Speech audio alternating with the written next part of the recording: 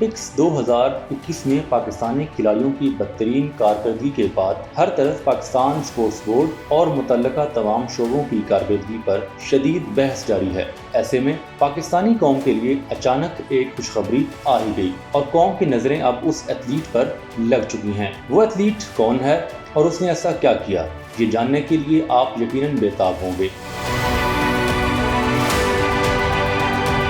हम आपको ज़्यादा इंतज़ार नहीं कराना चाहते, इसलिए आपको बता दें कि वो एथलीट हैं अरशद नदीम, जिन्होंने बिलाखिर पाकिस्तान को एक गोल्ड मेडल के लिए क्वालिफाई करा ही दिया। पाकिस्तानी एथलीट अरशद नदीम ने जैवलिन थ्रो में फाइनल राउंड के लिए क्वालिफाई कर लिया। जनूबी एशिया के बेहतरीन जैवलिन थ्रोअर्स में से एक अरशद नदीम वो वाहिद पाकिस्तानी एथलीट हैं जिन्होंने फाइनल में अपनी जगह बनाई। पाकिस्तान एथलेटिक्स के लिए ये किसी एजाज से कम नहीं, खास तौर पर जब अरशद नदीम वो वाहिद पाकिस्तानी एथलीट हैं जिन्होंने टोक्यो ओलंपिक्स के फाइनल में जगह बनाई। अरशद नदीम को फाइनल राउंड में क्वालिफाई करने के लिए ग्रुप बी के हरीफ को मात देना थी, जीतने के लिए इन्हें कम से कम 83.5 मीटर दूर नेजा फेंकना था, जो कि उन्होंने अपनी महारत दिखाते हुए बआसानी फेंक लिया। अपनी पहली कोशिश में 24 साल एथलीट सिर्फ 78.5 मीटर दूर तक ही नेजा पहुंचा पाए। ताहम दूसरी कोशिश में उन्होंने थर्ड बेस्ट थ्रो का एजाज अपने नाम किया। उन्होंने 85.16 मीटर दूर नेजा फेंककर ओलंपिक्स में अब तक की